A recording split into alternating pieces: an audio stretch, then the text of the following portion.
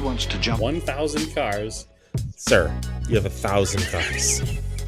I don't think I'd attempt to try this stunt. Or we owe this horsepower to Uncle Sam. It's too many cars. car. You know, roses would be... Like I put my beer belly on it. If you can't immediately tell somebody how many cars you have.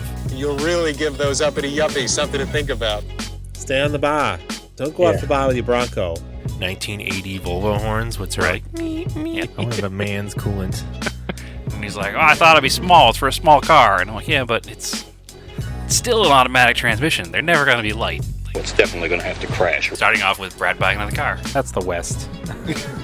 Internet. You know, is this a Nigerian oil print? I also wish you drove a tan Camry. Anyways, Anyway, that's a horrible, very horrible podcast content. very Talking about a picture. inside joke.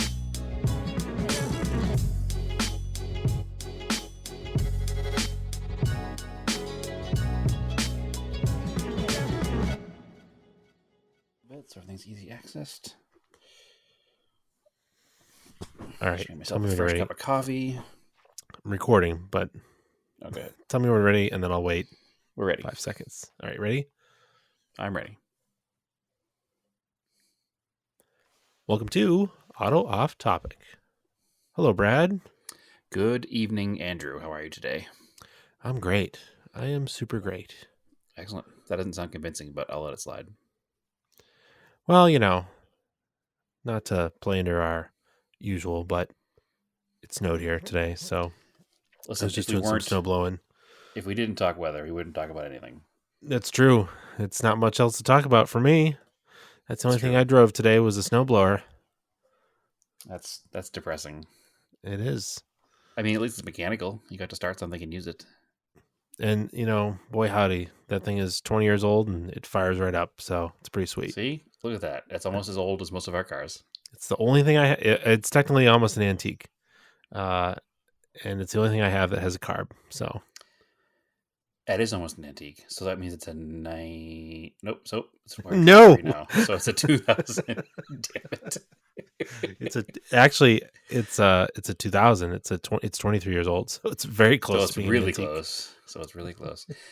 Speaking of that, so as we've talked, I'm sure ad nauseum to our listeners, we're doing that parkedontheblock.com.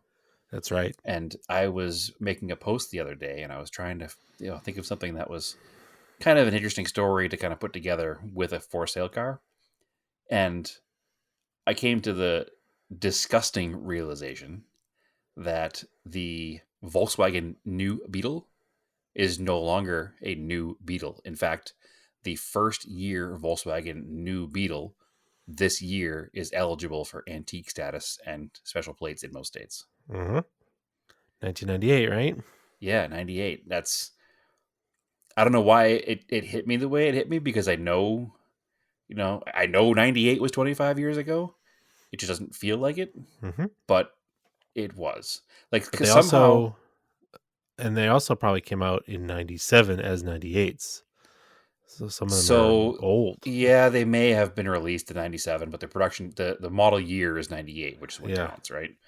So that means that, like I said, the first year of them is eligible for technically vintage plates this year. So I put together a little article about that, and I had found one that was for sale that was an 08 that had a full later model R32 driveline swap, which is pretty rad. But I'm gonna come out in public and say it right here, right now. I genuinely like those cars now. Okay. With the right mechanically, they're Golfs, right? So they're pretty simple. Any part that's built for a Golf fits that car. They have all the same problems that Mark IVs have. Yeah, which isn't very many. They're pretty reliable cars. I mean, they have their own set of issues, but they're very well documented, and they're very easy to overcome most of the time. Throughout the range of that first body style New Beetle, they came with 4 different engines. You could have the naturally aspirated 2-liter. You could have the 1.9 turbo diesel. You could get eventually a 5-cylinder, and then also a 1.8 turbo. And every one of those was available with a manual transmission. So they're kind of fun looking. And when you have the right wheel and tire combo with the right, ride height, they look kind of aggressive. And I think it would be a fun little, tool around kind of daily kind of car because it's a Golf in a whimsical body. Yeah. And looking back at them at 25 years old now, they were the first really of the American market retro cars. There was some Japanese stuff that came out before that wasn't for sale here, like the Figaros and the whole Nissan line of cars, the Nissan Pike cars. But they're really the beginning of the retro movement here. At the time, I probably didn't like them because in 1998, I was in high school and I wanted like nothing but a sports car. I wanted a Starion and I wanted a Volkswagen, but I wanted like a Rabbit GTI. So there was kind of no love for the Beetle, but maybe it's nostalgia. Maybe it's just that they're old now, or maybe it's that I don't care anymore. But I genuinely like them. Okay. Counterpoint. Why not an Sure. Audi TT? Those are arguably cooler looking. I think so. But they don't have... They're not like a retro look of anything else. They're not as fun. They're more serious. I think what it is about the Beetle is that it's a normal car underneath mechanically. It's just a Golf or a Jetta that doesn't take itself seriously at all. Whereas I think the TT is also also almost a like Mark IV. Yeah, it is. But I think the TT is like a try-hard Beetle. Yeah, it was like a real experiment in styling. Sure. And it was a either squashed Beetle. Yeah, you either liked it or you didn't like it. I thought it was I never had a cool. problem with it. I liked the car. I just don't think I'd want to own an early one now. I'd rather just have the Beetle because, like I said, the Beetle doesn't take itself seriously. And it kind of goes with that. I mean, how much fun would you have going out and doing a track day in a prepped Beetle and just like having pictures of this ridiculous metallic neon green factor, whatever the color was called, Beetle out there lapping it up with proper sports cars. And also you can buy one for like $2,300. The guy that runs the orange one in the rally as a rally car. Yeah. It's just different. And I was also having this whole like existential thought about it. Like now that the Beetle is 25, the new Beetle is 25 years old. That means that more time has passed from the beginning of the new Beetle to now than passed from the last air-cooled Beetle sold in America till the first new Beetle. Oh, you're right. Because that was only 79 to 98. So that's only what? 18 years, 19 years? Yeah. Oh. 19 years? Yeah. So now, right? But think of the technology difference between a 1979 air-cooled Beetle and a 1998 Volkswagen Beetle. They were cars from the 30s. Sure, but they had been improved over the years. 1979. Sure, but they've been improved over the years and things have been updated. And I'm not saying that it's apples to apples here, but take yourself out of not being around for that entire 19 years or the entire 25 years. And if you went from a 1979 to a 1998 Beetle, it's going to be like going from this archaic thing that you could buy brand new, which wouldn't even usually have air conditioning, to a fully functional car with airbags and air conditioning and, really good audio system and front wheel drive and all this new technology. And then you go from 1998 to today and say, we will compare apples to apples here. Say the car the Beetle was based on, the Golf. So take a 1998 Golf to a 2000 and actually they still do a Beetle, right? Yeah. Okay, so forget the Golf. Go back to the Beetle. So the difference between a 98 Beetle and a 2023 Beetle or 22 Beetle, whatever the last year was, it's not very different. Though the base model is still, 140 horsepower naturally aspirated engine. There's nothing fancy about it. It's still the same basic car, but that difference in that much shorter 19 years is a much bigger difference. I don't know. And maybe now that the 1998 Beetle is an antique, maybe we'll start seeing the value of these cars go up a little bit because they're certainly not going to get any cheaper. they're bottom of the barrel prices right now. So I don't know. I was just having these thoughts like that kind of be a cool car to experience and own for a little bit, just to say I did try to make it look as cool as possible, enjoy it for a year or two, and move on. But I don't know. My hot take of the day: I like the new Beetle, which is not really a new Beetle, but I think the official model name was New Beetle, so we still have to call it the New Beetle. It'll forever be new by design.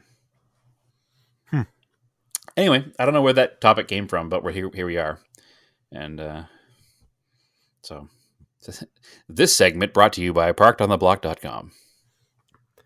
Yeah, I know it's crazy, and there's a lot of stuff that's 25 now. Sure. That's coming like I've seen like 3, maybe 2 or 3 Piero Evolutions. Yep.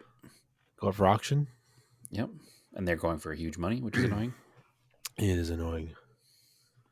I mean, it's not annoying because at least they'll be preserved, but it is annoying because as diehard Mitsubishi fans, it's annoying that we can't buy them.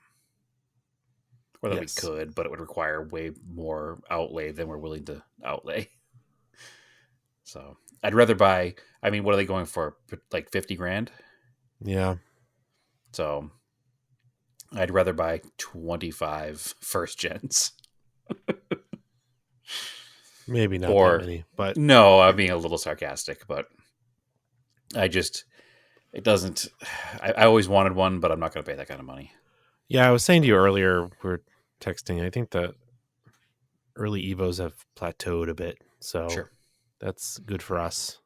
Yeah, because Evo now 1, 2, the and later 3 ones are available. Yeah, Evo 4 and 5. Is 5 coming yet or soon? It's 4 or 5, which and then 6 is like 99 or 2000, so that's right around the corner. They interest me, absolutely, but sure, but they're a lot more money, and I don't think there's a huge improvement.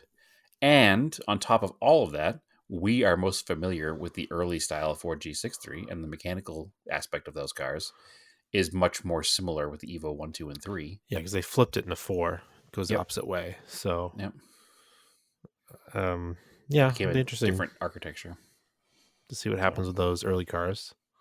Yeah, no, I think that you're right. I think they've plateaued because other cars of the same performance, I would say 5 years ago, maybe a little more than 5 years ago now, whatever R32 Skylines first started coming into this country, you could buy a nice GTR for what, 20 to 25 grand? Something like that, yeah. And now they're 50 to 60 grand. It's crazy. And at the same time, the Evos that were coming in, the 1s and 2s, were like 15 to 18 was about the money. Yeah. And now you're looking at 25 for a nice low kilometer car. So they haven't had that same jump that the Skylines had. And I don't think they're going to. They don't have the same legend. Correct.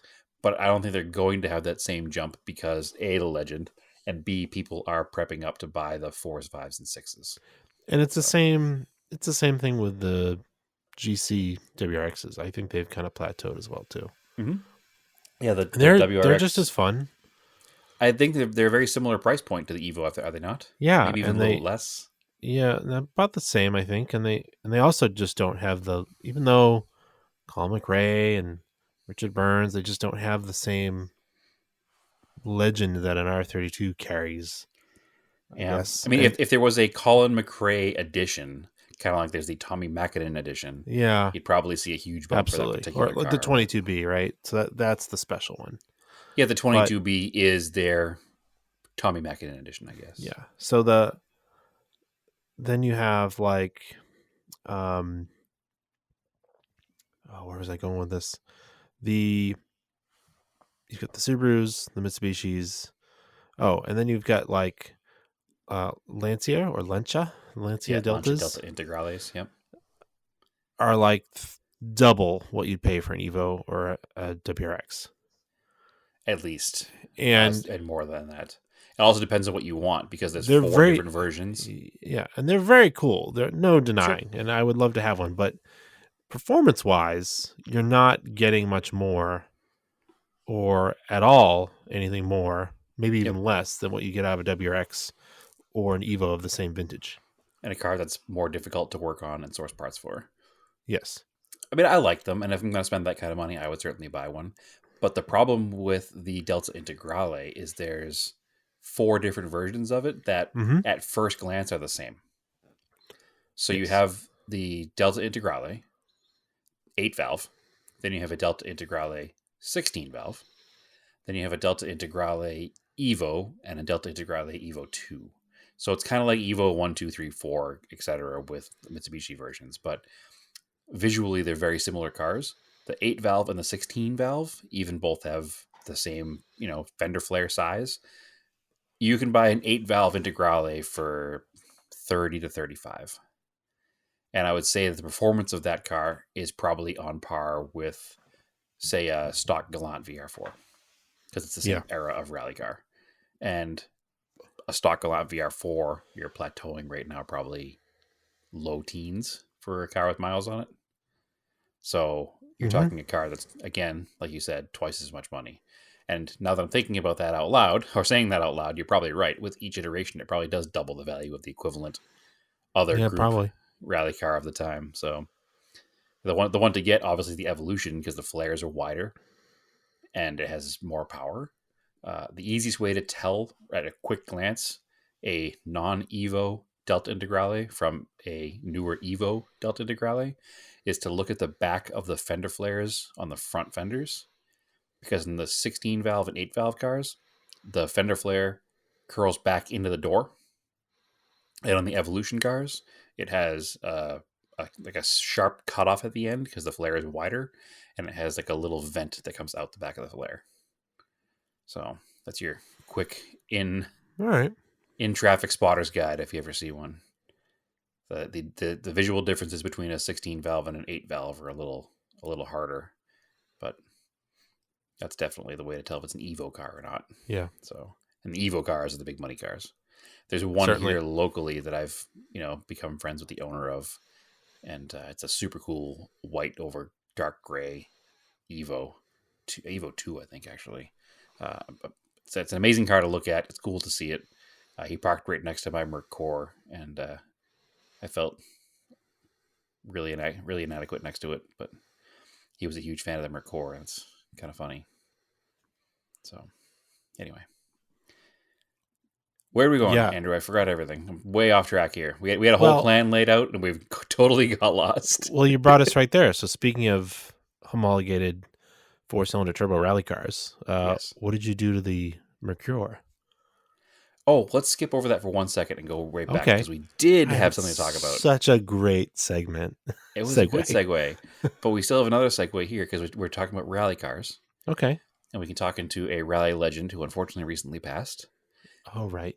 We have to talk about Ken Block again, because there's been a couple of neat tribute liveries that have been released that are going to be run this year.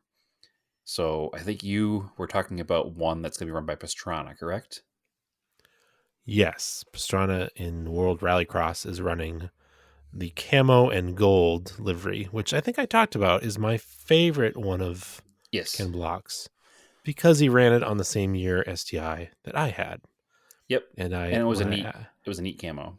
Yeah, and after I'd had my car for a while, I found out about Ken Block, and I had the wallpaper that Vermont Sports Car had released on their website way back in 2007. Sure. On my computer, plastered all over your bedroom walls. Oh, computer wallpaper. Gotcha. I did have the poster that was during the X Games and the Subaru WRX games. Yep. I still have a copy of that around here somewhere. It was like in front of like a sugar shack with like the flames coming up, which if the sugar shack is where you make maple syrup, if you're not familiar. Yes. Yeah. If you're not from New England or Canada. Yeah. So it was a nighttime photo. It was very, very cool. And they did like a tribute to it where they had the same similar flames in the back, and they had a 43, and it was a picture of the rallycross car at night. It was very cool. So the other one that I've seen teased is actually in NASCAR. So Brad Keselowski the Ralph Fenway Keselowski team, RFK Racing. Roush Fenway? What did I say? Ralph? Roush, yeah. I say Ralph? Yeah. Wow. Yes. I don't know where that came from. Obviously, I know it's Roush. The Roush Fenway Keselowski. You know, it's funny. I was trying to think of what the K was, even though I knew what it was, and I screwed at the beginning of it. So I must have been thinking about Jordan's dog there. So Ralph Fenway, yes, Roush Fenway Keselowski Racing is doing the Ken Block tribute livery on their testing car this year. So all the preseason stuff will be run with the livery that he ran during the 2020 World Rallycross season, which is the same livery he ran in ARA the year that he wrecked the Escort. I'm not sure what year that was, probably 17 or 18. Well, that car was white and gray. White and gray, but it had a rainbow livery in between, did it not? No, that was the second version, the V2, whatever they call it. Okay, so the car that he ran after that, then. That was kind of the neon blue, purple. Had like some other colors, the neon colors in there. They're kind of a rainbowy. Yeah, that's the version 2. Anyway, I know he ran it in some ARA events. I'm not sure exactly which ones he ran it in. But he ran it there, and he ran it in the 2020 Rallycross season. So the nose of the car is a white and like faded gray checkerboard, and then it has the 5-color, kind of rainbow angled stripe. Then it has the monster logo, and then the back of the car has the black and gray checkered flag wrapped over the whole thing. So Keselowski's running that same livery on his car. So far, just the preseason. Not sure if they're going to be running it on the actual race season or not, but I'm sure they'll run it for at least 1 or 2 events. So RFK, which is Roush, as we previously embarrassingly got wrong, says they're doing it to bring attention to Block's charity and to remember him by. So he has charities, the 43 Institute or 43i.org. So RFK released a statement saying that they think it's Block's greatest legacy and they want to promote that. And so that's how they're doing that and running the car that way. So I think it looks pretty cool. I'm hoping they do like a little 1/64th NASCAR version of it so I can pick one up and put it in the shelves. Well, I bet you Lionel will, because they do one of every car. I'm sure they will. But it'll be cool to get one of those and one of Block's rally car if they ever come up with that. So. And speaking of NASCAR, Pastrana is trying to qualify for the Daytona 500. Yeah. Yep. So that should be interesting. I heard that and I was surprised because normally you don't see a lot of one-off challenges for Daytona. Normally, if you see somebody in NASCAR on a one-off basis, it's they're a fill-in driver for a sick or injured driver, or it's a road course or a weird thing like their dirt course. They had some one-off drivers. Yeah. So it's interesting to see that at Daytona. You don't usually see that, but I mean, he's driven NASCARs before, so it's not unprecedented. And he certainly has talent behind a steering wheel. So I'm sure it will be a successful attempt because I'm sure he also has I don't know what team he's driving for. Do you? It's, I think it's, you talked about it. It's, I talked about it? Michael Jordan and Denny Hamlin. Yep. Okay. You're right. It's like 23IX. 23IX. Yeah. Yeah. So it's 2311. Yes. Yeah, which is their 2 numbers. That's Jordan's number and Hamlin's number. Yeah. So 23XI actually, I think would be 11. Yeah, because 10 and 1. So 23X. IX is 9. X11 is X11. X11. X1 is 11. Was a trim package and suspension upgrade on a Chevy Citation back in the early 80s. So X1. Oh, before we move on, I did learn an interesting fact about that camo livery. Okay. Supposedly that was the first time anyone had done a full wrap on a rally car in the United States. Interesting. It makes sense that Hoonigan would be the one to do it. 2005. Yeah, that's crazy. Everything Was else that car originally just stickers? Weren't there 3 different versions of that? Wasn't there a blue? Well, so there was 3, but they were gumball cars that he used.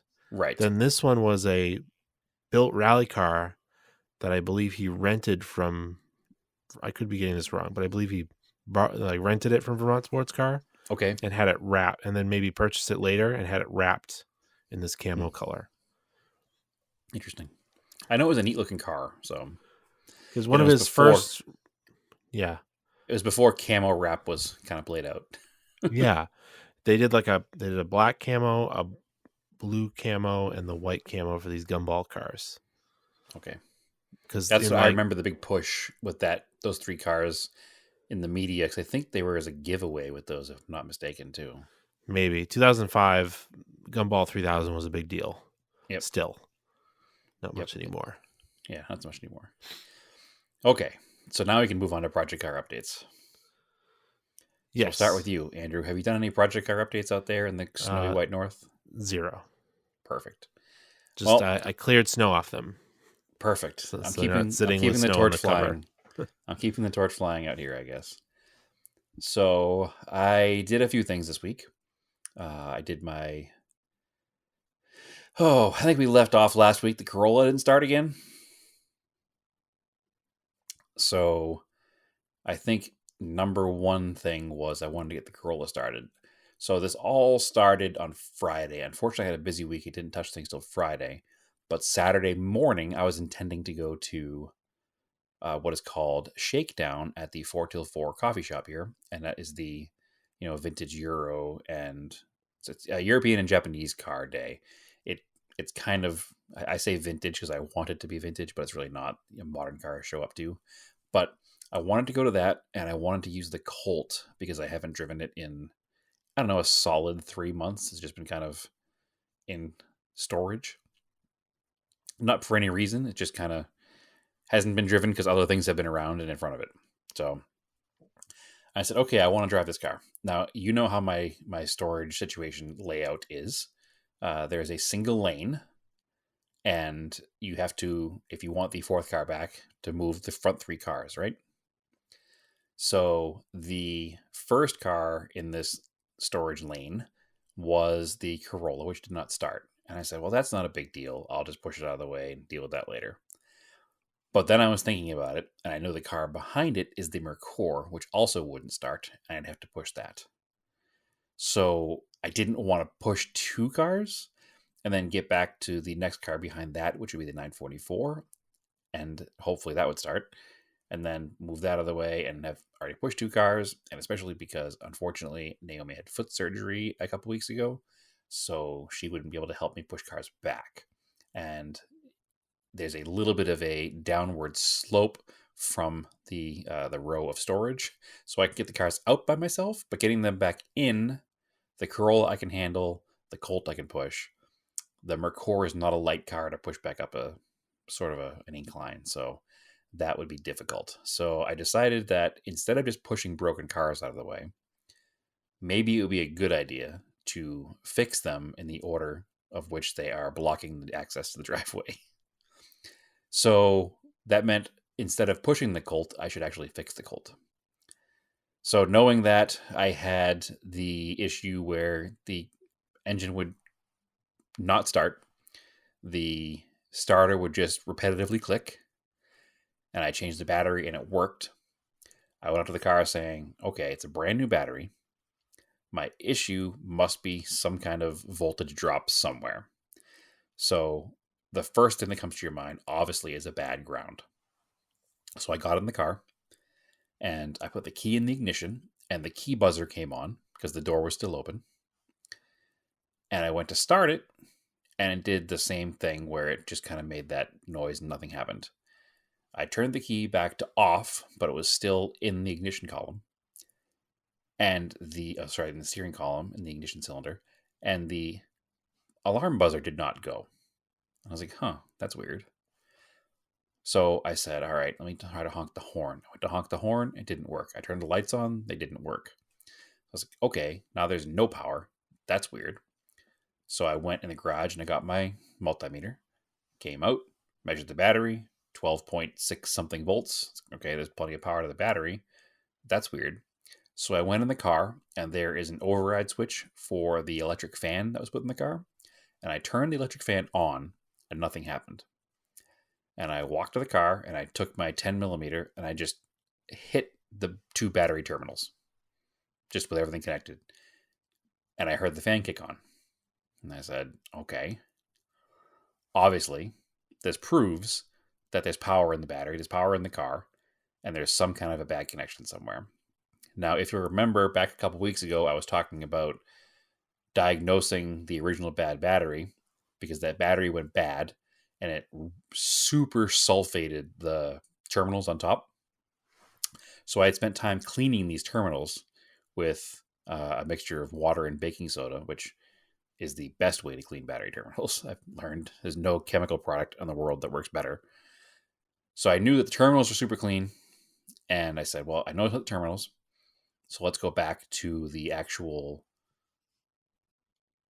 ground cable that comes off of the negative side of the battery and take a look at that. So if you are familiar with these body style Corollas, the ground cable comes off the battery and it goes immediately to a ground that's on the fender. It's actually a shared fender bolt. So the battery, the negative ground cable is sheathed in black plastic. There's a section where it's cut open and it has this like almost like a ring that goes around it. And then that ring has another eyelet that bolts to the fender.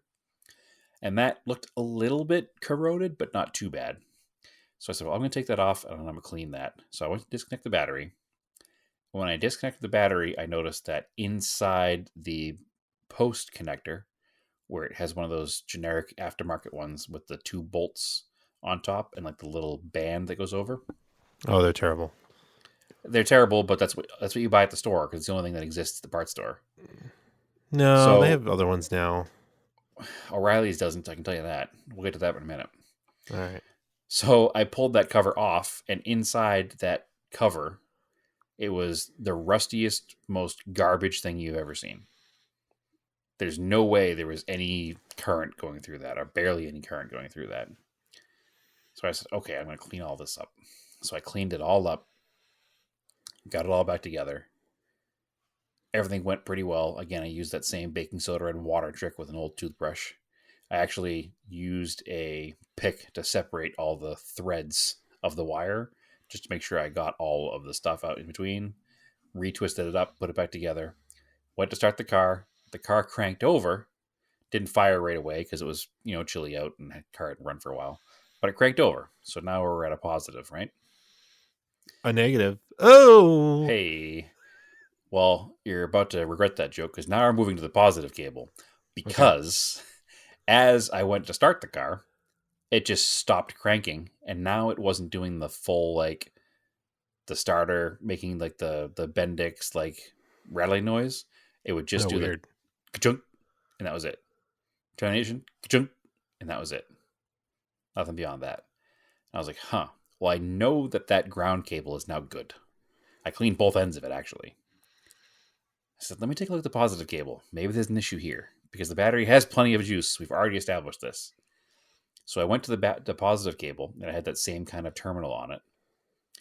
I went to take the bolts off the top of it and the positive cable was so corroded that I couldn't turn the bolts holding that top strap down.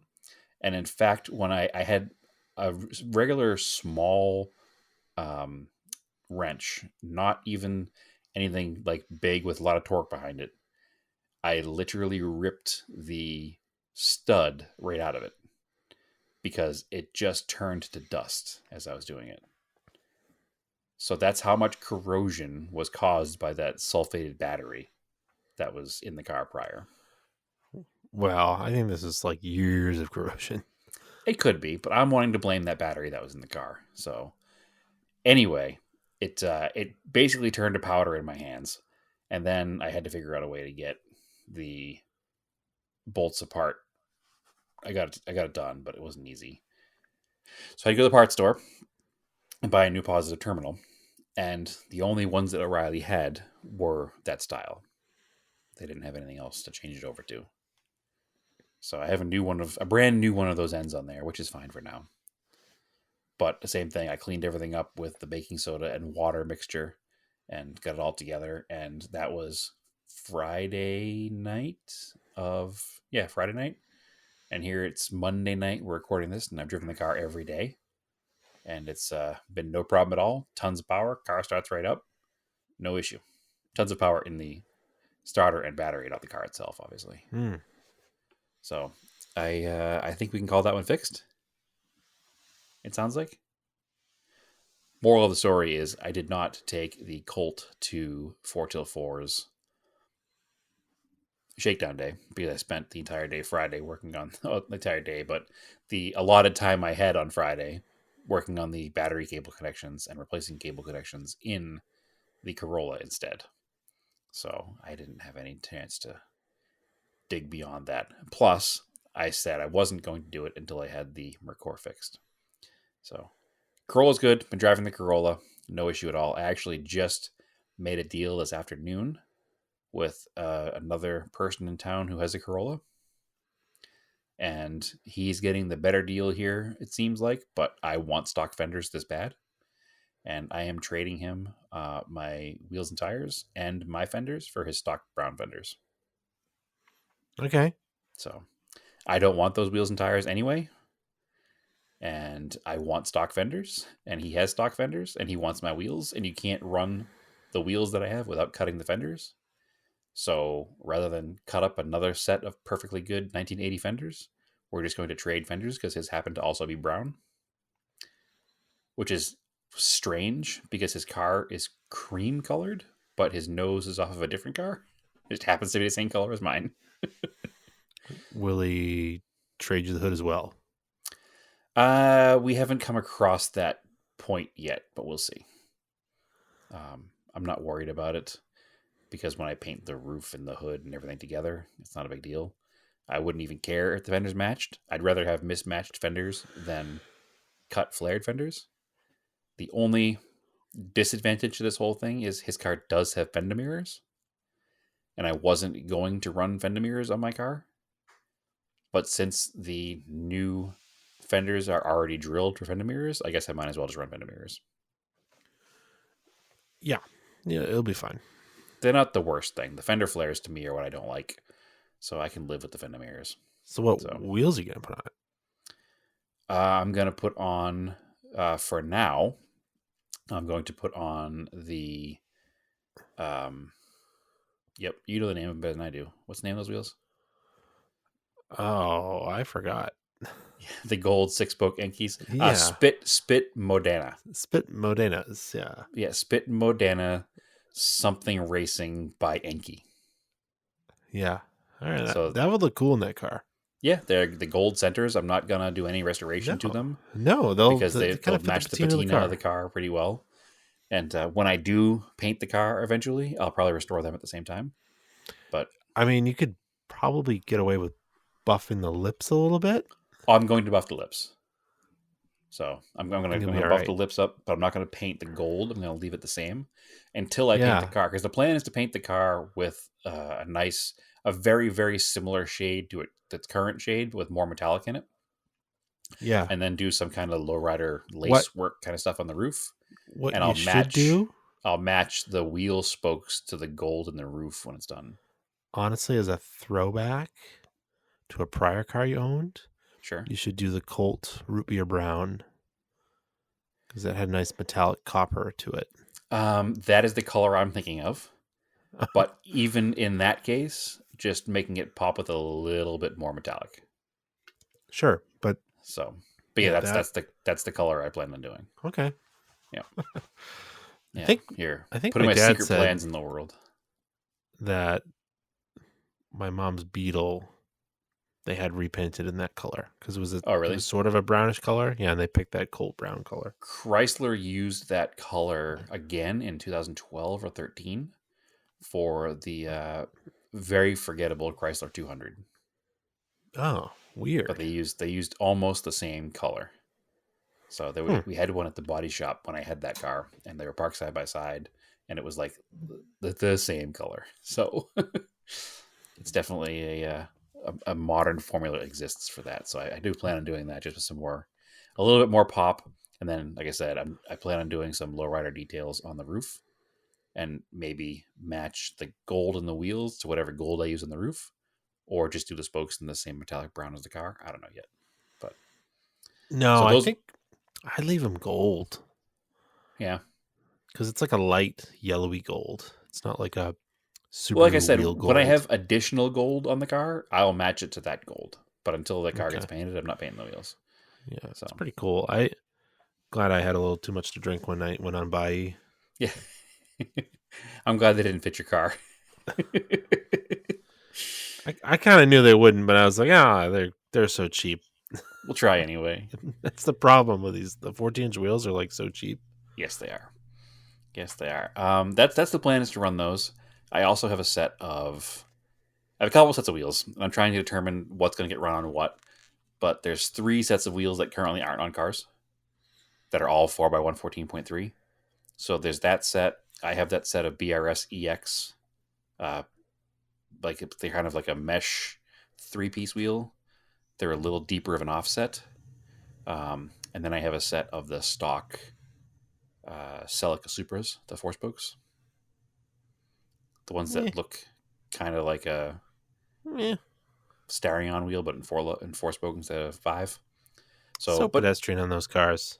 Oh, they are, and I'm probably going to put those on the 1981 Cressida. Yeah, that works in that car. Yep. So that's the plan. And the BRS EXs are probably going to go on the 78 Cressida. So that's the plan.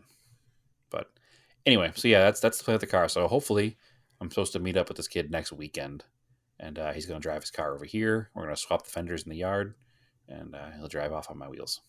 So I think he's getting a good deal. I think I'm also getting a good deal because I get what I want, and he gets more, but he gets what he wants. So I think it works out. So you don't have to get rid of those wheels. Yeah, well, my plan was actually just to keep them around for rollers, just to have on, to put in a car to move it around while I was having wheels refinished and whatnot for Cressidas and other cars. But that's fine. I have the wheels that are currently on the Cressida for that, so exactly. I'm not going to stress out about it. So that's where we're at with that. So I'll be buying tires at some point this week to put in those wheels. So I got to dig them up from the back of the garage and clean them up. Maybe polish them the best I can. I'll probably get one. I should probably buy is one of those, that polishing ball that Mother's makes. So I need the Flitz-It ball. It's kind of the same thing, isn't it? Yeah, it is. Yeah. So I'll have to pick up one of those for the drill and see if I can clean those up. I think I did one of them already, sort of, like, to try. Oh, I'll dedicate way too much time to them like I always do when it comes to buffing and polishing. And 40 hours later, I'll have mirror finished wheels. And I'll be annoyed. So anyway, that's what's going on in the car. So what else did I do, Andrew? What'd you do, the Mercure? Okay, yes. So now the Corolla is done. The next broken car in line, story of my life, is the 1989 Mercure. So that car, since I've bought it, has had a couple of issues. And one of them is a battery drain. The other one, I don't know if I mentioned, is the turn signals work great during the day. However, when you turn the headlights on, the passenger side rear turn signal illuminates with the taillights. And it also illuminates the green turn signal indicator on the dashboard. And it will not allow you to signal a right turn with the headlights on. So there's some kind of a wiring issue that's causing, I assume, both the draw and that turn signal issue. So there are a couple things that could be. One could be it's the wrong bulb in the socket, I've heard. Like the wrong number bulb in general. And the other thing I've heard is that there are different finishes on the bases of bulbs. And some European late 80s, early 90s cars are very sensitive to whether it's a silver bottom bulb or a copper bottom bulb with the amount of voltage they allow through. So I don't know what the truth of that is. That's not where I would have gone. I don't know what the truth of that is, but I've come across that same result like 5 times when doing searches on the internet. I would have thought you had a bad ground somewhere. That's also the same. There's a ground somewhere is my thought is that's causing the issue. But some people are saying that using the wrong bulb in that socket causes the bad ground.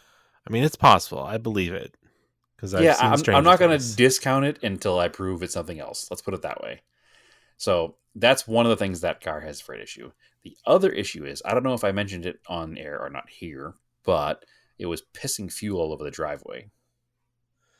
So You may have, but I may have, but it doesn't matter. So it's pissing fuel all over the driveway. So obviously you can't drive it. I started the car. Well, actually, I looked into the car and I could see it dripping roundabout where the inline fuel pump is. So this car has two fuel pumps. It has an in tank and it has an inline. So the inline fuel pump was dripping fuel out of the fuel pump. So obviously, that's what my source is going to be. I put the key in the car. I turn the ignition to on, which in that car does power the fuel pump immediately. And it was literally just spraying fuel all into the car.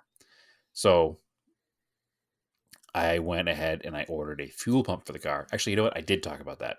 So I went ahead and ordered a fuel pump for the car, thinking the fuel pump went bad. So I got out of the car finally after this event on Friday. So that was, I think, Saturday evening. I got out of the car. And it has these interesting connectors on it. It doesn't have banjo bolts. It has plastic end caps that inside the end cap is a metal fitting. And in that metal fitting is a rubber O-ring. And this end cap is held on to the fuel pump with a plastic clip. So it's a U-shaped plastic clip. And apparently these are used across a lot of Fords and GM cars of the era. I've never owned a Ford or GM car of the late 80s, so I've never seen these before. They're very interesting. I'm surprised there's enough tension on any of this system to not leak fuel out of every connection. It doesn't make much sense. I think it relies a lot on the O-ring itself. So I pulled out the end that was leaking, and I looked inside, and I couldn't see the O-ring. So my assumption was that it was hard, and I just needed to get in there with a flashlight. I went to pull the one off the other side of the fuel pump to see what was going on that end. Let me back up a little bit. I was taking these ends off the fuel pump because I assume I'm going to be replacing the fuel pump. I pulled the front one off and looked at it, and so that was interesting. I didn't see an O-ring. I pulled the back one off. I didn't know it needed an O-ring either at this point. I pulled the back one off, the one that was not leaking, because I'm going to replace the whole fuel pump at this moment in time. And I see that inside of it is a bright yellow O-ring. So I went back to the one on the front, and there's no O-ring at all. So, that's weird. Maybe it's leaking because there's no O-ring. It seems like it would be an essential part of the system. Maybe it was on there and it was tight enough that everything was fine until it wasn't. There's another issue with the car that sometimes the car runs great through the whole rev range, through the whole boost range, and sometimes it doesn't. So now I'm wondering if, because this inline fuel pump is the high pressure pump, I'm assuming that something in the car, when the boost gets kicked up, the fuel pressure gets kicked up, right? So it probably sends a signal to the fuel pump for more fuel. No, that's not how these old systems work. So it's a constant. It's a constant pressure. The pressure regulator is by boost and vacuum on the regulator. Either way, it changes the pressure inside the fuel system, correct? The regulator does, not the pump. But that's just regardless of the pump. The pump just pumps is a constant thing. The system has more fuel pressure on it when it's in a high boost. Right, but what you're thinking is that the pump is leaking, so it's not delivering enough fuel. Correct. So the pressure is dropping. Correct. But the pump is not a variable pressure pump. That doesn't happen until you get to direct injection. Okay, so the pump stays the same all the time. Yeah. But if it's leaking fuel out instead of putting fuel into the system properly, sometimes when the let me explain how these U-shaped clips work. So you put the end of the fuel line over the nipple on the fuel pump, and then you slide this little plastic clip on to hold it. So my assumption is that I know actually there's a little lip on the nipple, and the U-shaped clip holds the thing so that it can't go beyond that nipple. Now, if there's no O-ring in there, there's still a bit of slack. Like even when they're on properly, you can move them forward and back a few millimeters. So if there's no O-ring on there, sometimes, just based on vibrations and movement and everything, the piece might be a few millimeters back and not leaking. And sometimes it might be 2 millimeters in the wrong direction and leaking fuel. So when it's pushed on properly, it's delivering enough fuel, and when it's pulled back, it's leaking fuel, right? So that could be why it's intermittent problem with fuel and boost. Sounds like it, yeah. Possibility. I mean, I haven't got the car back together yet, so anyway, the problem is these U-shaped clips that hold the fittings on the fuel pump are plastic. Obviously, the car is 1989, and it's a system that's full of fuel. So the plastic clips, one of them came off nice and easy. The other one did not. It shattered into a million pieces the second I tried to pull on it at all. So now I'm like, great, I have to find these ridiculous U-shaped clips for a 1989 Mercor. I'm never going to find these. Then I did find out that it is a universal kind of fitting that Ford used for years and GM used for years. So my assumption is they had some kind of a deal with Bosch or whoever was creating their fuel injection parts, and they all use the same ones. So you can buy these clips. Now the new problem, the front side of the fuel pump and the back side of the fuel pump have two different size clips. I have now bought 4 different size clips from different part stores around the area here. I have been able to replace the one on the front side, but I can't find a clip that fits the rear one. And even looking by application and getting the proper part number, I got those today just before recording time, and they are the wrong size. So I haven't been able to put the car back together yet. So I do have some that are the right length, and they have the right distance from the top portion to the hook that goes around the, the raised part of the nipple on the pump, but they're too wide to fit in the slot. So my next move, I think, is going to be just taking some heavy grit sandpaper and trying to make them more narrow to see if I can slip them in to the fitting to hold it in place, because it's quite frustrating. Because again, I've bought 4 of these now, and now I've bought the ones that supposedly I need by part number, and I had to buy 20 of them, of course, because small parts, and they're not right. So I have 20 of these. Actually, all told now, I think I have 28 clips to replace the one clip, and none of them are working. So car's not back together yet, but I don't think I need that fuel pump, because the pump is pumping fuel. It's just there's literally no O-ring in one of the fittings. I don't know if there never was an O-ring. I assume there never was, because there's no remnants of an O-ring either. So I assume, or my assumption is that at some point the fuel pump was changed and the O-ring wasn't replaced. Or it came out when they took it apart and they didn't notice it and they put it back together. Yeah, it seems feasible. So, and the weird thing is, like I said, the car sometimes runs fine, sometimes doesn't. It didn't leak fuel at all the whole way here. It was in the top level of a car carrier, so they would have known, because the car below it would have been covered in fuel. It hadn't leaked fuel in my driveway. A couple of times when I drove it, I smelled fuel. It concerned me. I was trying to figure out where it was coming from. I brought a fire extinguisher with me everywhere I went. It never leaked in the driveway, and until one day, it was just literally like one drip every 3 seconds, and the driveway was super strong, smelling of raw fuel. So, I mean, even if it's not causing your problem, it's a good place to start. oh, for sure. Whether it's causing the problem or not, I need to fix it. And I'm hoping it has the secondary effect of also fixing that problem. Yeah. That's my hope.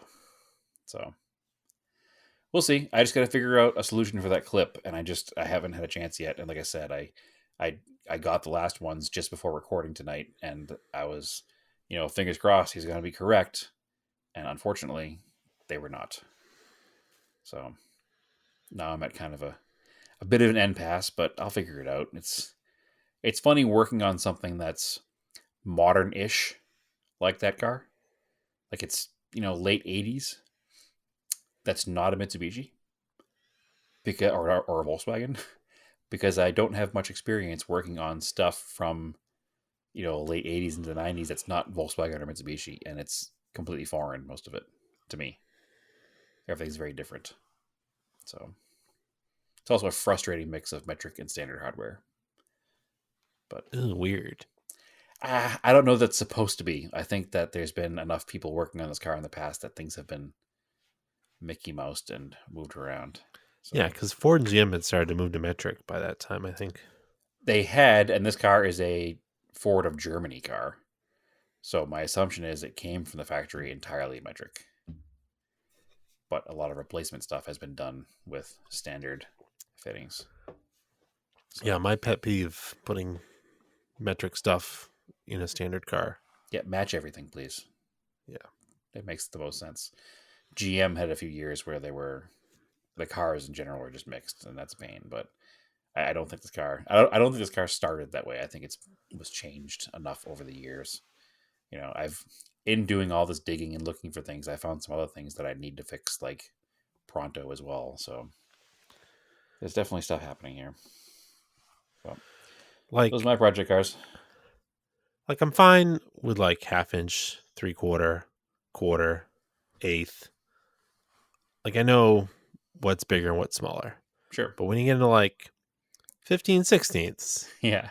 and I'm like, I don't know what that is. I What's the don't difference have a between reference. 15 16ths and 7/8, my friend? Why do they exist? Yeah. Yeah, I don't.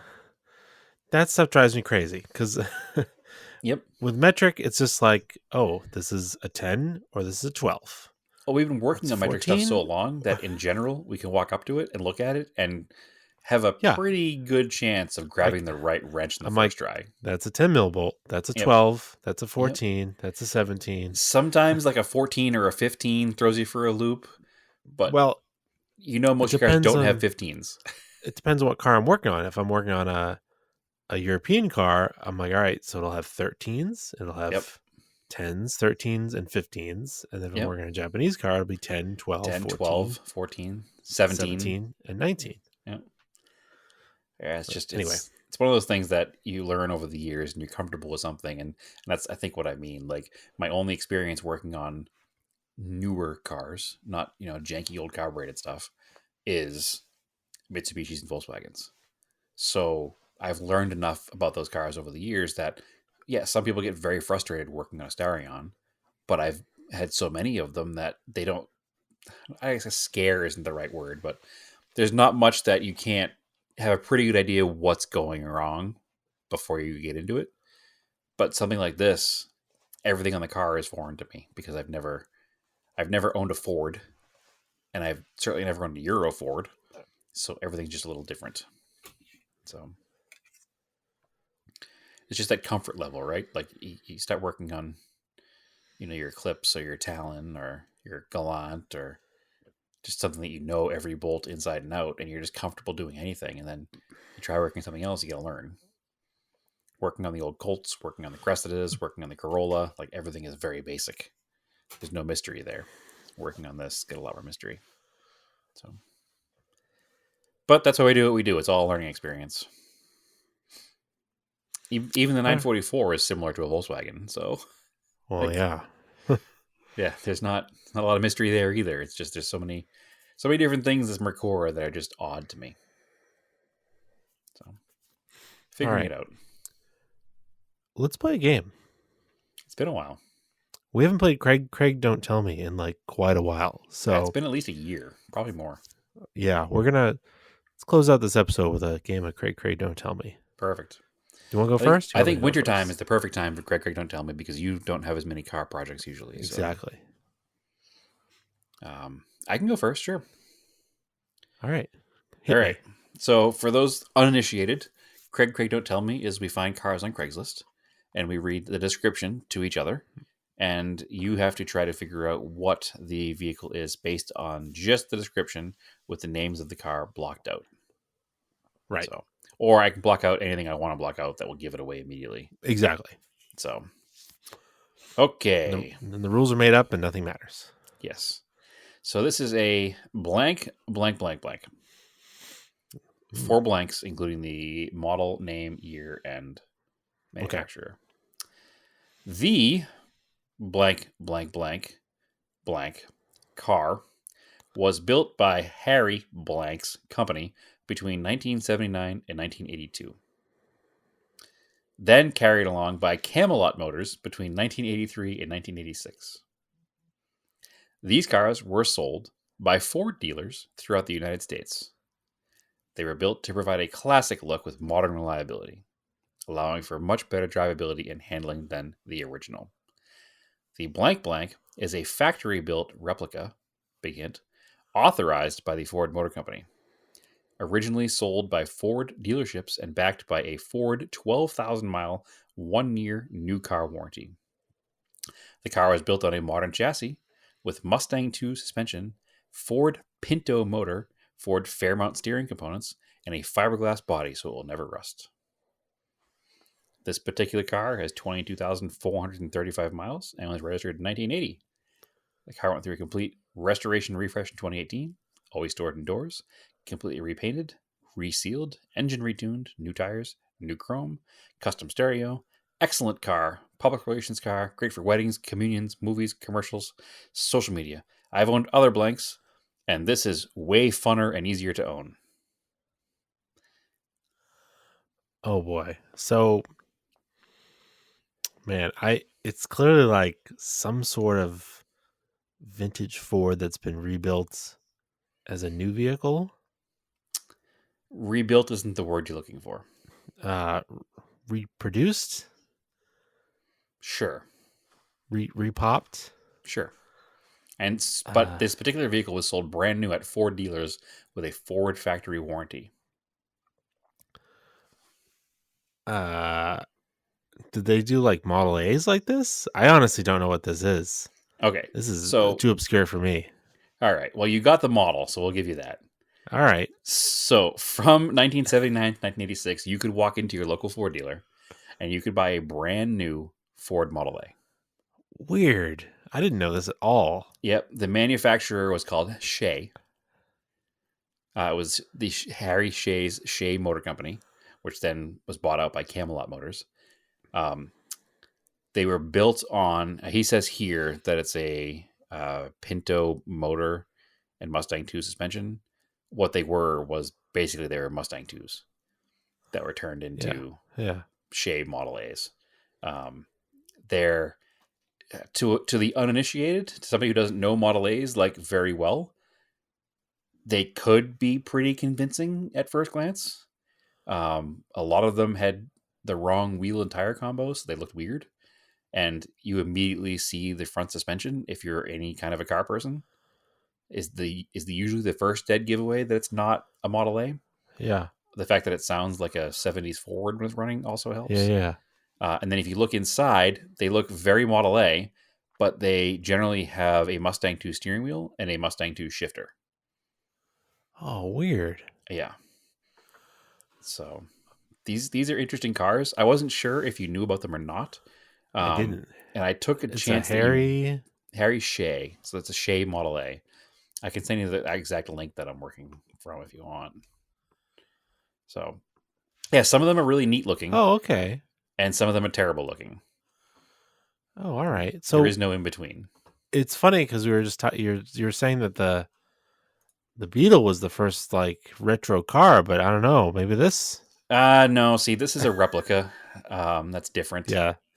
This is like the Mitsubishi RX-33 or whatever. The Model A. The replica. Yeah, it was a Model A. Oh, the Mitsubishi, the maroon one was the maroon Mitsubishi Model A or whatever. Yeah. But no, I mean the 4-wheel drive one they had. Oh, how they built the replicas for the car. Yeah. Oh. Yeah. No, these are weird. I wouldn't. Let's put it this way: if I found one of these cheap, I would buy it for sure. Well, if you want a 30s style car with the reliability of Mustang 2, they aren't that unreliable. I mean that Ford Pinto engine is used in quite a lot of places. We just talked about a car with a Ford Pinto engine. Yeah, it's not a bad engine at all. It's in my Mercor. Yeah. So Some of the cars that it was put into are questionable, but the engine itself is pretty good. So the Mustang 2 and the Pinto both get a bad rap. Yeah. They were both They do. produced during the gas crisis. They were both produced after the 5-mile-an-hour bumper laws. They had two big things against them, which were both of those things. Neither of which is a bad car. The Mustang 2 just isn't the performer that the previous big block Mustangs and 302 Mustangs before were. Doesn't mean it's a bad car. There are some trim levels that even look neat. The Pinto with the little 4-cylinder, they made great road racing cars, and there are tons of them that road raced all over the world. Mm-hmm. It's all marketing. It's just like I always say with my beloved Dodge Colts. The rest of the world knows them as Mitsubishi Galants and Mitsubishi Lancers with this amazing rally history. But much like the Pintos and Mustang 2s, they were sold to America as economy cars. So when you sell something as an economy car, it gets known to be the economy car, and nobody wants it. So I'm a big Pinto fan. But Interesting. So Hemmings says really the big thing to check on these is the wheels because they're like fabricated.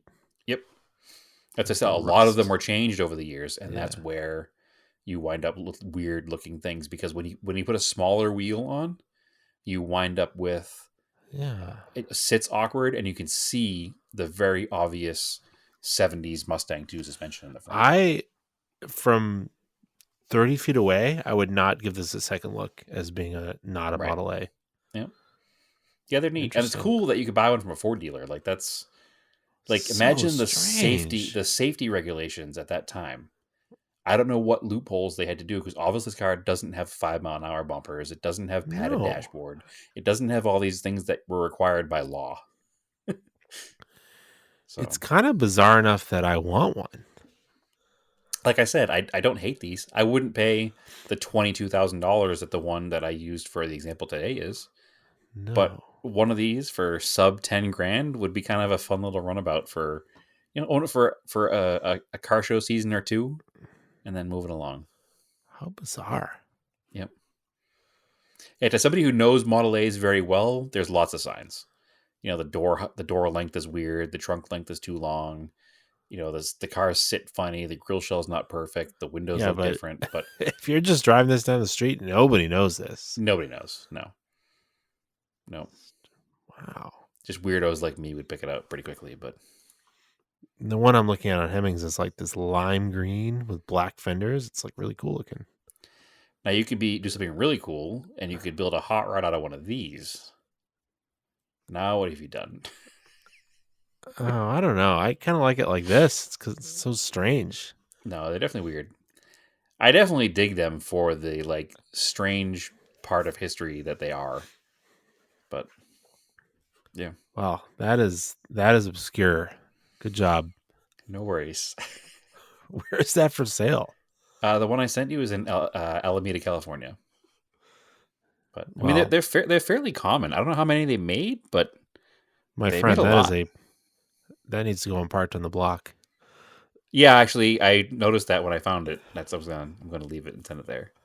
So, All right, cool. later.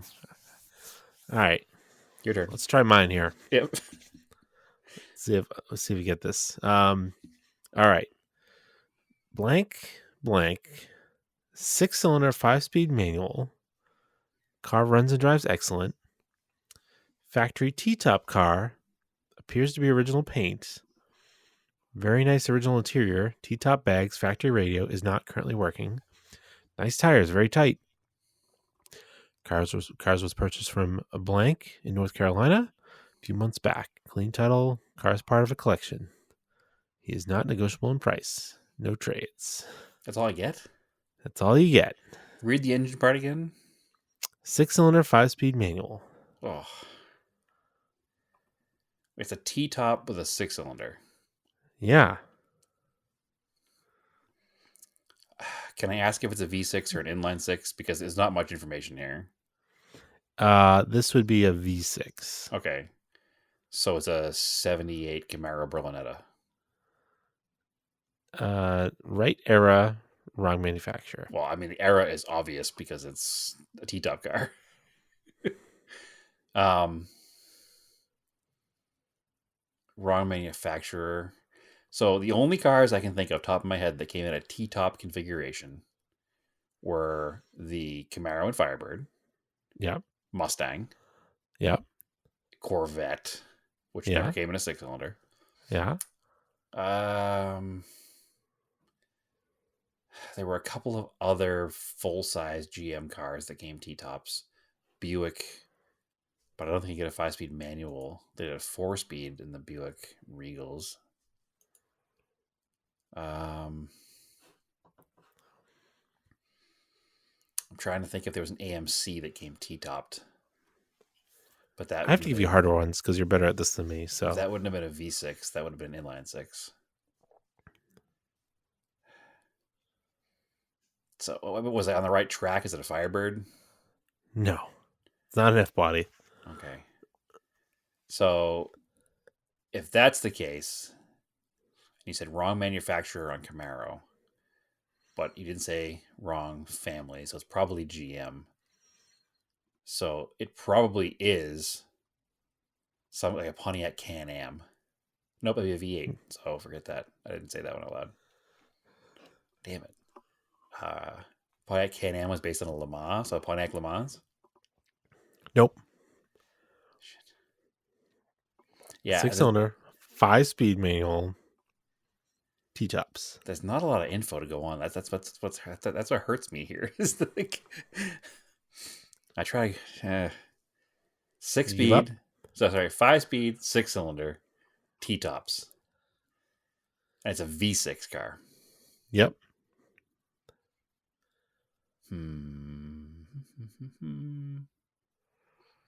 Have I hit on it in my discussions here? No, not at all. Really? Oh, hold on then. Now I'm very curious.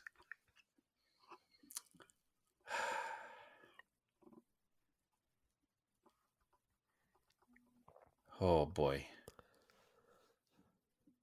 Did Chrysler do a T-top car?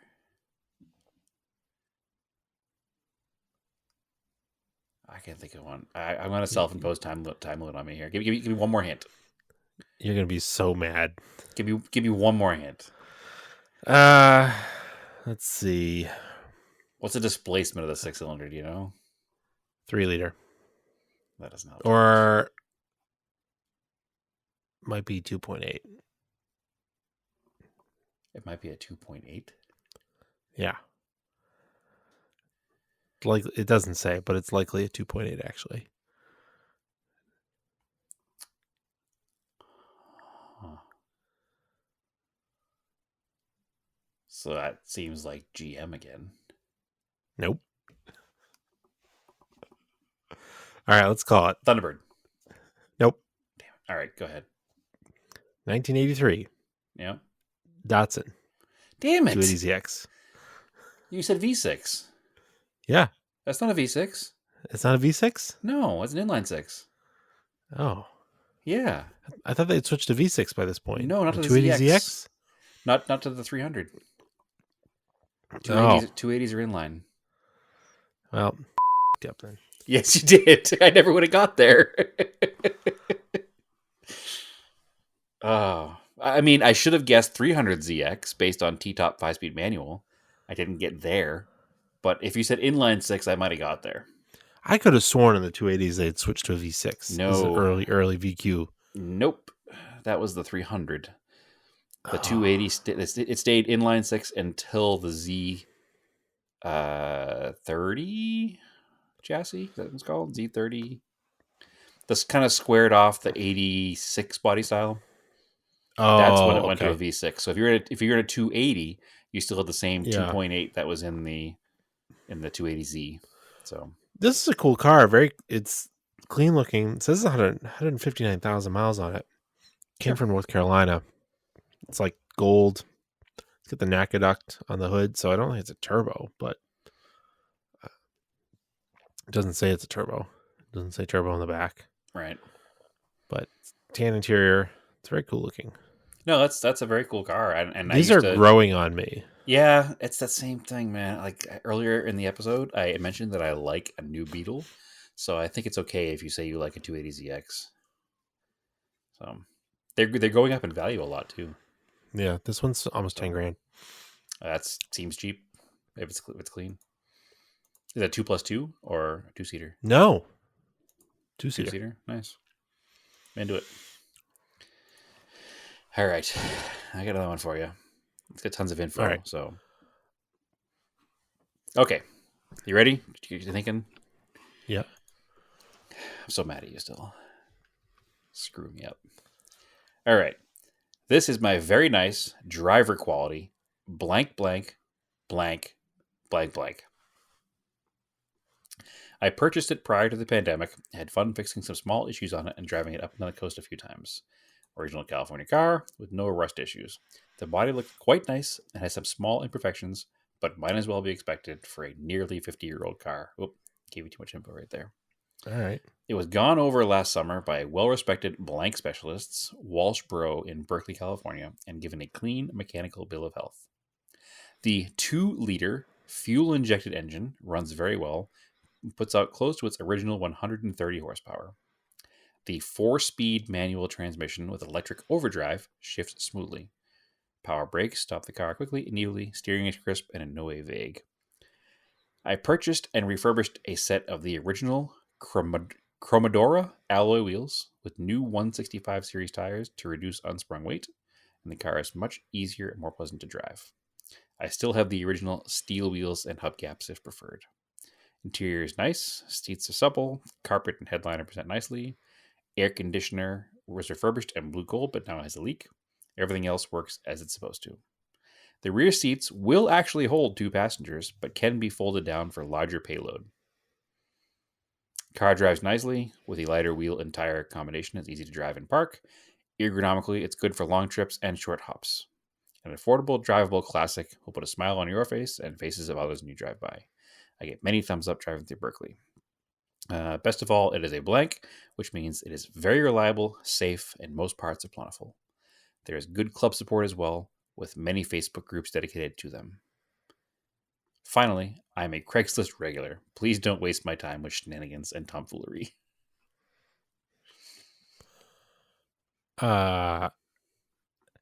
Is it a 122 Amazon? Oh, you're dangerously close in your first guess. 142 Volvo? You're in the right country of manufacturer and the right manufacturer. It's a 2-liter, 4-speed I don't know. mechanical overdrive or electric overdrive.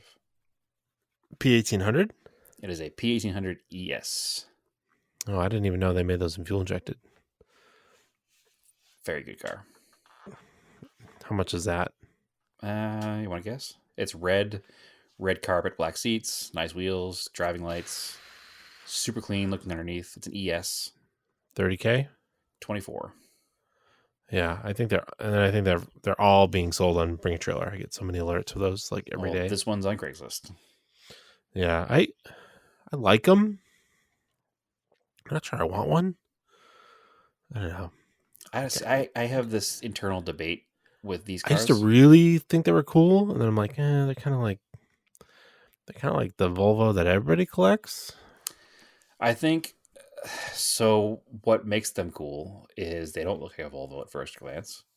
Yeah, And that one that's been floating around the internet the past few days, the rally prepped one.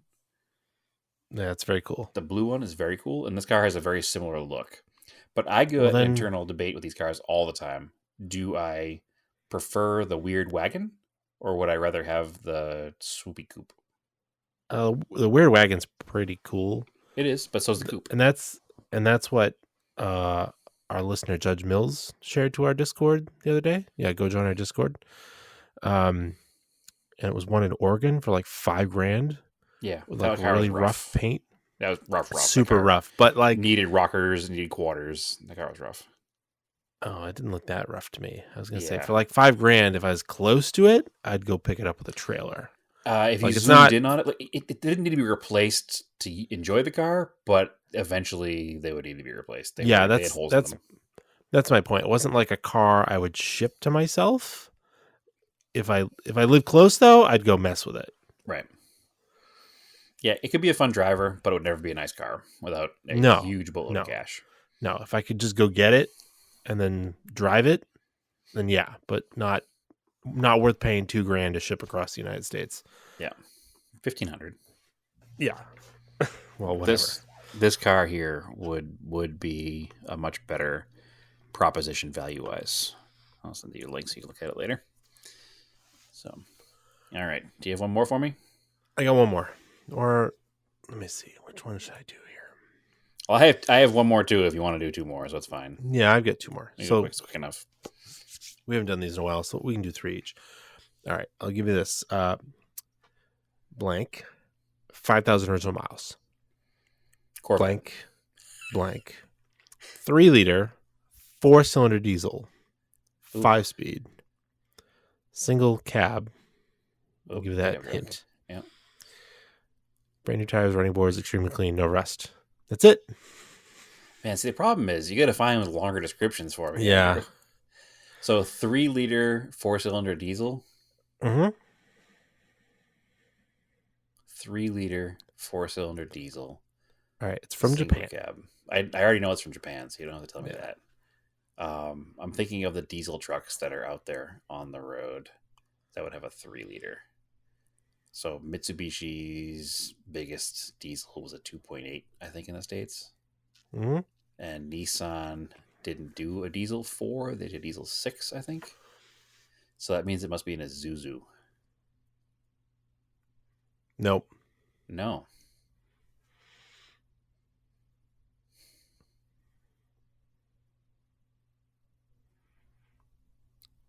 Japan. You know the hint? What era is it? 90s. 90s.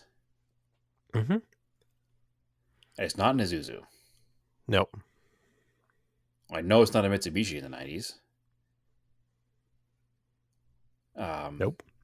So that really only leaves Toyota. Okay. But did Toyota do a diesel? If they did, it's not common. I don't have any knowledge of it at all. From Japan. Yeah. Which, again... 5,000 original miles. Oh, crap. So it's an import. Yeah. Not going to be anything. Well, you know it's a single cab, so you know it's a truck. Yeah, no, I already get that. But it could literally be anything. God damn. So it's probably a Toyota. Or it could be a Nissan. Yeah. You get the brand. No, you get the brand. So then it's a Toyota Hilux. There's nothing. It is. Yeah, nothing else it could be. It's a Hilux fire truck. Okay. See, I for don't... sale here in Tingsboro, Mass, which is interesting. Yeah, and they probably want $20,000 for it. They want $27,000 for this thing. Sorry. And it's not even like, it doesn't even have fire truck apparatus on it. Yeah. It's got a bed with seats in it, like a troop carrier setup with like canvas. So you could I guess the firefighters would sit in it and they drive to the firefight. And then they drive to the firefight. Blow on the fight. Yeah. Yeah, I don't know. They blow on the fire. Like there's still like water carrying in this thing. Yeah. That's why it only has 5,000 miles on it. Yeah. They didn't use it very much. No, that's interesting. I honestly, admittedly, I have zero knowledge of Toyota diesels. I'm not even sure they sold one in this country. They may have. I just don't know. Like, this is neat. This is a lot of money for this truck, though. It's a lot of money for what it is. No, so again, I obviously, and the listeners know my former job was in the vintage car auction space. And we would get this kind of stuff submitted to us all the time. And that they pay next to nothing for that overseas because nobody in Japan wants that. So it's useless outside of what it was used for. Right. They probably bought it for $5,000 or $6,000. And then they think it's worth $30,000 plus over here because they look at the Toyota truck market. The worst ones, even than that, are the ones that are FJ based. So like FJ60, FJ, 80s and all that stuff. They ship them over here and they have the back cut off and they have some kind of a utility bed on with fire apparatus in it. Most of them are missing the hoses and stuff because the fire department that sold the truck kept all that because it's universal. So you get this, and it's expensive. You get this useless fire truck and we get them submitted to us, or we did when I worked there all the time, people were like, I want $45,000 for this because it's a low mile FJ. Well, sure, it's a low kilometer FJ, but much of what makes it an FJ is gone. Like, it's a useless vehicle painted in bright red. Like, nobody wants this thing. Nobody wanted Japan. That's why you got it cheap. You didn't come up huge on something here. So, yeah, the one that you just sent me is also the wrong. It's nice. It's cool. It's the wrong body style to be worth that much money also. So, yeah, no, he's going to own that for a long time. So, all right, I got one more for you. All right. Ready? Yep. Blank, blank, blank. Mm-hmm. Blank, rear-wheel drive, 4-speed manual transmission, bench seat. Okay. 2-liter engine, has not been rebuilt, but does run very well. Clutch and brakes engage well. Battery, just a few months old. Tires, lots of tread. Comes with original key and manuals. Does not have AC. It was not installed from the factory. It has spent most of its time in Bay Area in California. Frame is in great shape. Body has minor surface rust. Dashboard is cracked, and there's a tear in the driver's side of the seat. Odometer stopped working at 205,800 miles. Best guess on the mileage now is 230. My personal rule there, Andrew, is probably double that from where it was before, so probably 260,000 miles. It is in generally great shape for a 40-year-old vehicle. I've taken it over the hill to Santa Cruz quite a few times. It's never given me issues. So your hints are 2-liter rear-wheel drive, 4-speed, bench seat, frame, great shape. So it has a frame. Oh, okay. 2-liter 4-cylinder. Bench seat, rear-wheel drive. Rear-wheel drive. Manual transmission. So it's just past smog. Nissan hardbody pickup truck. You are super close, but you are incorrect. Well, it's a Mitsubishi Mighty Max. You are in the same vein of close, but you are no more correct.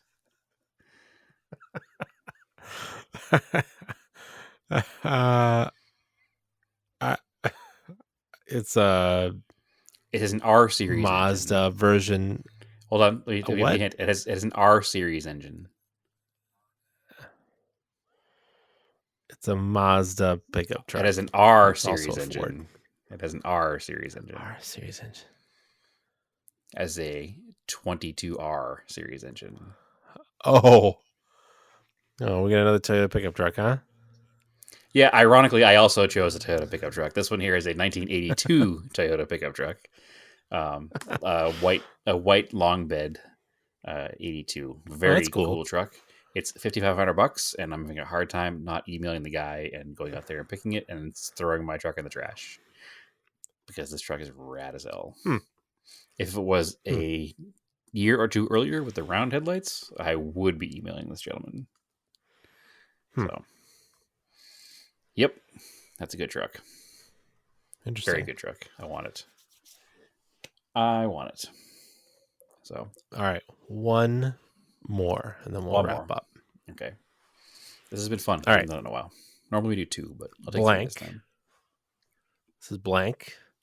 Body interior X condition. One repaint about 10 years ago. Over $16,000 invested. Blah, blah, blah. Very solid car. 304 rear wheel horsepower. Have dyno sheet. It's got many extra parts included. Blah, blah, blah. Zero rust. All right. You might get it from the partial list of work done upgrades. Okay. Eibach lowering springs. Okay.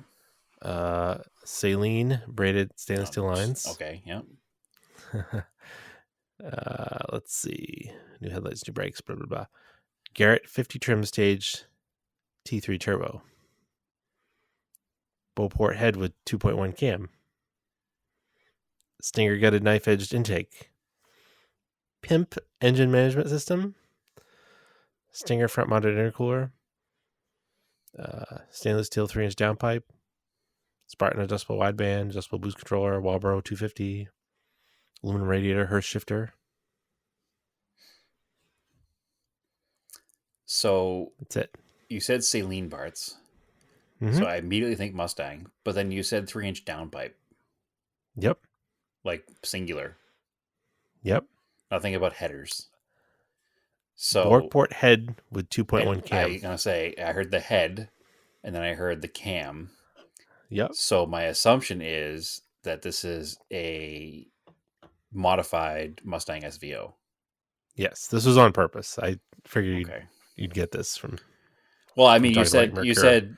you said saline. I immediately thought Mustang, but then I was like, maybe he's Yep. tricking me because they did other stuff with Fords. But then when you got to the downpipe, I was like, oh, okay, because most Mustang people would talk about their headers, it'd be like BBK long Yep. tubes or short tubes, but you said downpipe, and I was like, this means it's a 4-cylinder. And then you said head, you didn't say heads, so I think SVO. Yeah. Yep. Which is cool. This is a pretty cool car. I like 16.5 for it. Yeah, it's probably worth it if it's nice. 54,000 miles. It looks very nice. Yeah, I like those cars. I mean, mechanically, they're very similar to my Mercure. The big differences, obviously, are... Oh, it's got 5-lug wheels. Interesting. It could be swapped. It must be swapped. Yeah.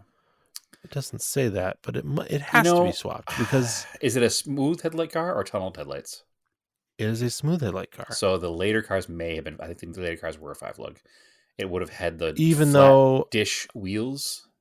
Yes. Yeah, those are 5-lug. Even though a later Fox would be 4-lug? Later Foxes were also 5-lug. No. Like the last year Foxes? A 93? Yeah. I definitely know, like, the 90 and 91s we've seen our friends have were 4-lugs. I know that the later SVOs were 5-lug because they had that, like, dished, almost turbo-looking wheel, and it was a 5-lug. Yeah. So that's strange. Yeah, those are cool because those. They're very similar to the Mercure. The biggest differences are the Mercure has an independent rear suspension, so it has that one up on the SVO, but the SVO has an intercooler, which the Mercure does not have, so it has that one up on the Mercure. So it's like, if only you could combine the two and get the best of both worlds. But I actually really like the SVOs. I think that they're just awkward looking enough to be cool. And I kind of want one. Yeah, the front bumper is different. I can tell. And the headlights are different. Than a regular Mustang? Yeah. So the big differences are the hood, the header panel, the bumpers, the trim on the side, like little spats in front of the wheels. Yeah. The trim on the quarter panel, like behind the window, is different. Oh, yeah, I can see it. And it has the dual the plane fender, the rear doors. wing. This has got a regular. Oh yeah, the dual plane. It's got like a same LX like wing, but with the dual plane stuff. It has the one on top of it. Yep. And it has the weird, like, behind the quarter glass. Instead of being multiple, like 3 or 4 vents, it has the one vent in there probably. And then a lot of the trim is body color and not black. Yeah. This is a very cool car. But that particular car, you said it was what, 54,000 miles for 16 grand? Yeah. If that's true and the car is as nice as you say, that's a pretty solid deal. So, I mean, it's not, you're not going to flip it and make a ton of money on it. No, but I would just own it. Yeah, that's good. Is that a local Boston car? It is. Yeah, that's a nice car. If it's not all cut up and hacked up, and it doesn't sound like it is based on the. No, I sent you the link. You can look at it afterwards. Yeah, that's a good car. That's cool. Yeah, only posted 12 hours ago, so new. Run out and buy it. Sell your Q45. Turn it into a Mustang. The SVO is kind of underappreciated still. I mean, Fox bodies in general are still generally unappreciated. Really? Yeah, they really are. So I think I wrote, again, going back to promoting Parked on the Block here, I did another blog for Parked on the Block earlier in the week. I don't know if you read it or not. It's titled One to Hold, and it's about a Mustang GT convertible. Because the Mustang GT and the convertible and the coupe in general have not popped. Mechanically, they're identical to the 5-liter LXs that have popped a little bit. But the nicest low mile GT in the world is still sub 20 grand. think people just don't like the extra body kits, the GT. But It's I think kinda gaudy. eventually they're going to be worth something. I don't think they're gaudy. I just think that they're. I mean, it's like 200 pounds heavier than an LX, which was the reason the LX was more popular.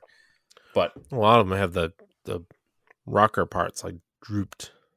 sure, but that's all repairable. It's not a flaw with the panel itself. It's the retainers in the bottom, so you can fix that pretty easily.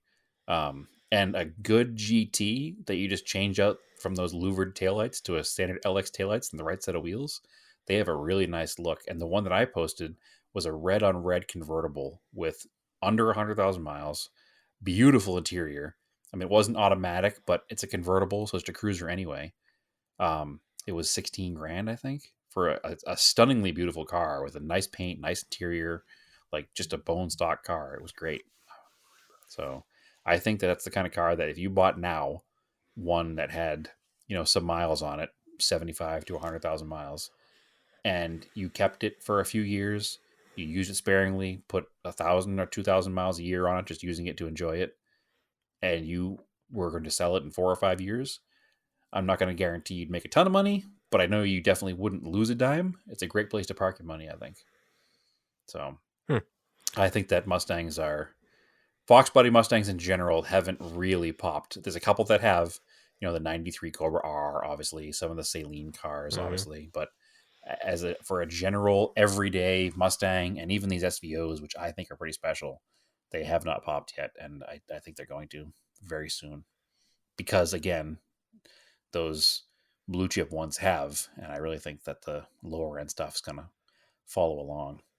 So, I mean, thinking back to working for the auction company, we had one of the 4-ride Fox body cars in a convertible. It was a GT before the GT had cladding. So the early GTs where the GT was just a V8 pretty much.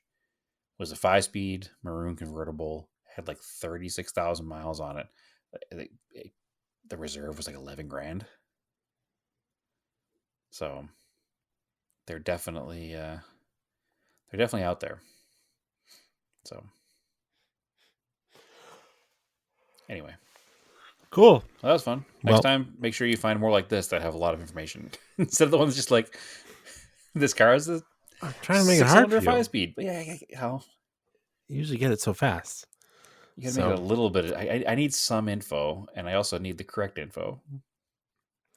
All right. Yeah, that was my fault. Yeah. I'll give you that. All right, let's wrap it up here. So, all right, yeah, you can message us. We'll send you the link if you want to join us on Discord. And you can follow the podcast, Auto Off Topic Podcast, on Facebook, Auto Off Topic on Instagram, Auto Off Topic on Twitter. You can follow me on Twitter. I'm Ray Snager on Instagram as well, Ray Snager. And also go check out parkedontheblock.com. You can sign up for email alerts. And we do have a Twitter we're trying to get some followers for, and an Instagram we're trying to get some followers for trying to get some stuff posted there. So go help us out, give us some follows. And Brad, where can they find you? They could also find me, obviously, active at Parked on the Block. Again, that Twitter that we're trying to push out there is Parked on the Block with no K. And then you can find me at TSISS350 on Instagram. And I did attempt this Twitter issue here, but unfortunately I screwed some things up. But my name there is DeSantis_Brad. And what about Scale Autocast? Oh, yes, we have Scale Autocast also on the Instagrams. So you can find that there or linked through some posts on the Auto Off Topic Instagram. You'll find it as well. All right, cool. I think that's it. So, as always, keep cars analog and aim for the roses.